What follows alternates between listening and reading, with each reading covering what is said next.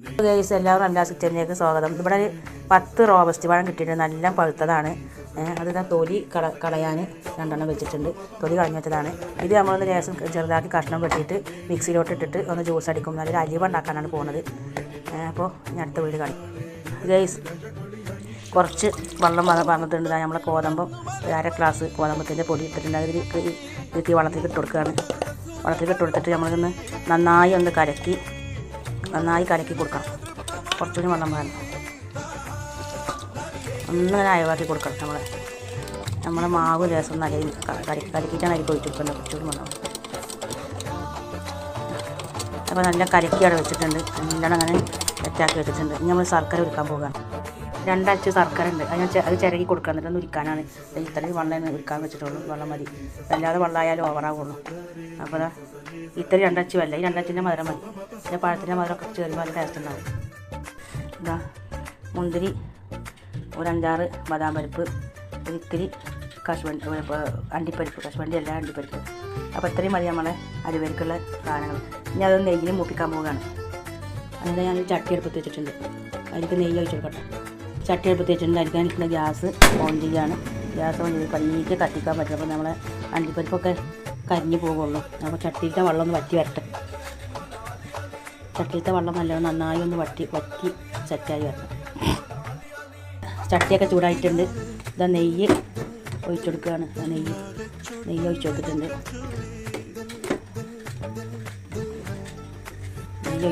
അത് നല്ലോണം ഉരുകി വരട്ടെ.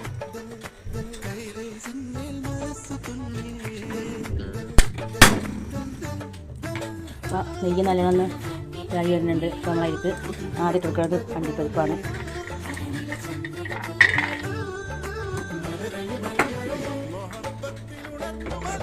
അണ്ടിപ്പരിപ്പ് കൊടുക്കണം.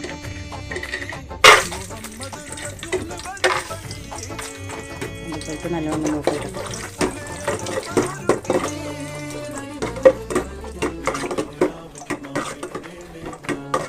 അണ്ടിപ്പരിപ്പ് അത്ര മൂത്താൽ മതി, അല്ലാതെ കരിഞ്ഞ് പോകുള്ളൂ.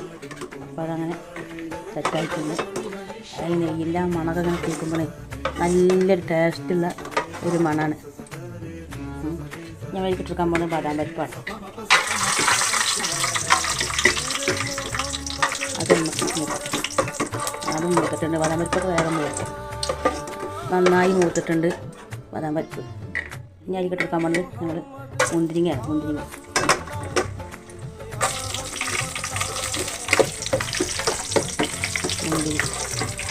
അത് മൂത്ത് വന്നിട്ടുണ്ട്.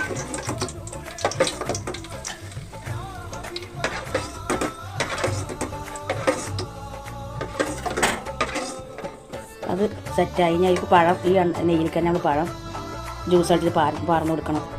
പഴം മിക്സിയിലോട്ട് കൊടുക്കണം കഷ്ണം പറ്റിയിട്ട്.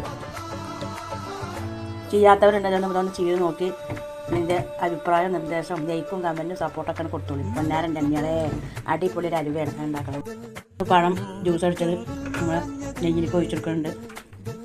നെയ്യിലേക്ക് ഒഴിച്ചു കൊടുത്തിട്ടുണ്ട്.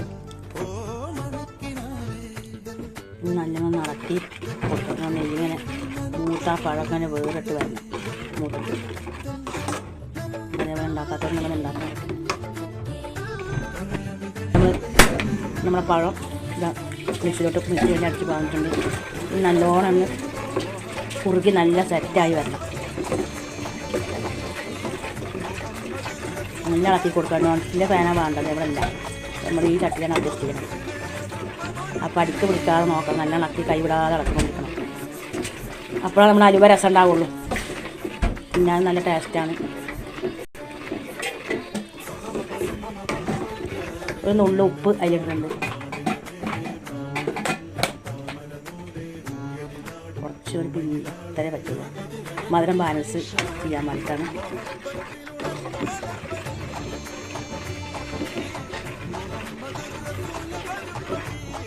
പഴപ്പോൾ തന്നെ ഇങ്ങനെ കുടിങ്ങനെ വരാൻ തുടങ്ങിയിട്ടുണ്ട് കുറേ ആയിട്ട്.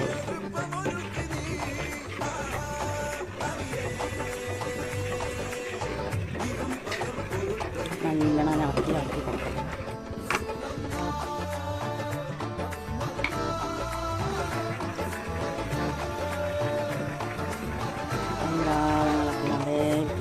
അതൊന്നും അരിവ ഉണ്ടാവും.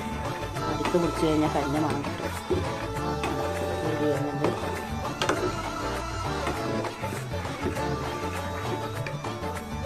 നമ്മൾക്ക് ലേശം ഏലക്കപ്പൊടി ഇട്ട് കൊടുക്കുന്നുണ്ട്. ഒരു മണത്തിന് ആ ഏലക്കായുടെ മണം കിട്ടാൻ വേണ്ടിയിട്ടാണ്. അത് കയ്യിലുണ്ടെങ്കിൽ കൂട്ടിയാൽ മതി, കൂട്ടണ്ട. കൂട്ടിയാൽ ഒന്നുകൂടി രസം കിട്ടും, കൂട്ടാത്തവരുണ്ടെങ്കിൽ കൂട്ടുന്നില്ല. അപ്പോൾ നല്ല രസം കിട്ടാൻ അതിൻ്റെ ആ മണം ചെയ്യുമ്പോഴേ. നമ്മളിതിലേക്ക് ഗോതമ്പത്തിൻ്റെ മാവ് കലക്കി വെച്ചിട്ടുണ്ട്, അതിലേക്ക് ഒഴിച്ചെടുക്കാൻ പോവുകയാണ്. ഗോതമ്പത്തിൻ്റെ മാവ് കുറേശ്ശെ കുറേശ്ശെ ആയിട്ട് അങ്ങനെ ഒഴിച്ചെടുക്കാൻ പോവുകയാണ്.